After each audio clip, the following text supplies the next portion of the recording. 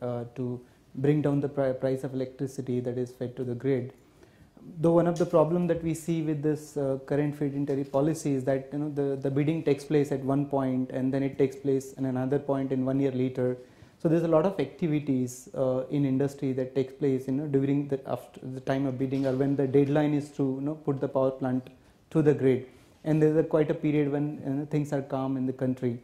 So on the other hand, if the bidding can this can be done in a more frequent manner in the small packets of, let's say, 500 megawatt each or 200 megawatt each, then the activity in the country can happen throughout the year, and that will be more kind of sustaining for the companies and helping the resources to manage well rather than bidding to take place in a very discrete manner. So more continuous bidding will also get the advantage of, for example, the market and the current prices in the modules and other systems at that particular point. Izumi Kazuma, I know that in Japan there's already some complaining going on from business groups who say that this new feed-in tariff is going to be much too expensive, it could slow Japanese recovery, and so on. There's a question, of course, certainly also from the European perspective about the political economy of feed-in tariffs, particularly in times of economic crisis. Spain having suspended its renewable energy policies this year. Yes, it's good questions. Actually, the Japanese economic associations, big economy associations, they always oppose we have such a burden, we can't survive or something like that, and opposing the renewables. But I think we need to address the PV is risk-free, and also we have to show the not only in Japan, to the world, the fair value of the PV. Because the PV can create the jobs. And also contribute to the environment, energy security as well. So in Japan, the lobbyist for the conventional energy is quite strong. And I think we need to show more about the PV, potential of the PV for them. But Hill, did you want to add that? Yeah, it's difficult to talk about whether feed-in tariff is the correct mechanism or not. You use the example of Spain, so I think every country has its own specific system. So in other countries that have been successful, like Germany, UK now, etc., then you'll find that typically it's the energy consumer who is footing the bill for the feed-in tariff. In Spain, it was the government from taxes. So they simply ran out of money. And we've seen examples of Spain, Czech Republic, etc., where the feed-in tariff has not been a good system. But fundamentally, I think the feed-in tariff has done exactly what the governments originally wanted it to do. It's brought the cost of energy down, created a much, much bigger industry. And as we go forward, I would expect funding mechanisms like PPAs. In Europe now, even though we're in Europe and it's typically started off in the US, we see PPAs, 20-year PPAs for commercial roofs in Europe. We see that expansion through South America, through Africa. We see the PPA as the finance model going forward. But had the original feed-in tariff system not been in place and not worked correctly, then we wouldn't have had the industry we have today. So I think the different stages of our industry have required different methods of funding, if you like, and the feed-in tariff has done its job really well in the countries where it's been well operated. Perhaps some would say too well. Min Lee, PPAs. Tell us something about the U.S. experience in that area. Is that a promising tool? Well, certainly, and if you look at, and also its analog in the residential sector, which is solar leasing. If you look at that growth just in the state of California alone, just 3 years ago, I think solar leasing represented close to 0% of the California market. Paula, correct me if I'm wrong there. But I think now today it represents 70% of the systems, the financing mechanism for systems deployed in the state of California. So certainly financial instruments that that points to one of the bullets in the slide presentation, which is that the capital markets is really what's going to fuel the deployments. You need to access the public capital markets, and PPAs, solar leasing are certainly mechanisms that that can help that. But I also want to go back to my statement I said earlier, which is that to have mechanisms that that ramp appropriately down over time to avoid, I guess, overheating a market. That's very important, and also to have mechanisms that just don't fall off a cliff. So one obvious instrument in the United States, the ITC, right now expires at 2016. That has some real challenges, of course, creates challenges, of course, for deployers of solar energy.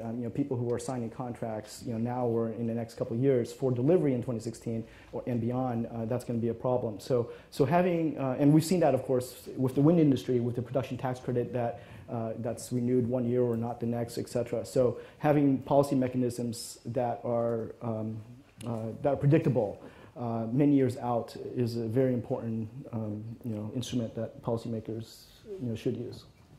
Giovanni de Santi, we're seeing both Germany and France now talking about doing essentially what Ben Hill said and scaling down feed-in tariffs and looking at tender systems, direct marketing systems as a supplement to that. Is that the way of the future? Is that a promising way to go? But again, I don't want to repeat myself. We will see what happens, but it's clear that we are now starting, let me say, at least in Europe, a new era for photovoltaics, because as I showed before, and if it will be confirmed that more or less soon we will have grid parity in Europe everywhere, then of course the more you approach this moment, the more you diminish the need for feed-in tariff and you go to the market. And then you open to the competition in a fair way. So I think I don't want to say at the end what will be what we expect to propose as Commission very soon in order to, let's say, to make PV competitive or at least equally competitive everywhere. So it does not mean that we will stop feed-in tariff or we suggest to stop feed-in tariff everywhere. But of course, again, now we start at a different moment. PV is becoming competitive per se. So we could even see that it should go on the market and get sustainable solution on their own. So I think this will be also reflected possibly in the way we will finance and we will, let's say, use also for the money for innovation in future. Shall we still continue to put money on the innovation PV? Shall we then consider now already technology mature enough to deploy at industrial level, full industrial level, now with those own strength and legs, or shall we continue to combine public money and private money? And this is something which is still on the but it's very clear that PV is not in the same status that it was 4, 5, 10 years ago. That's for sure. So this is something that we as European Commission we are considering. And what Germany, France are now doing, also Italy, is something which we need to consider. And I fully expect a mixture of solution in different countries in Europe. Keyword there, innovation. Tom Wu, you mentioned it earlier on. There seems to be a consensus that one of the best ways to stabilize the market going forward is continued innovation to bring costs down. What do you see as the most effective way that policymakers can encourage innovation? Okay. Just now, I have a gentleman talking about the value chain, and also talking about the hard cost and the soft cost. Because in Asia, our mass manufacture to make the hard cost very low. So, but in the future, I think that the soft cost is very important. And soft cost, just now we have seen the slides, because if the PV market share become bigger, I think the smart grid, the electricity system is become very important. So about R&D, I think R&D collaboration is very important. And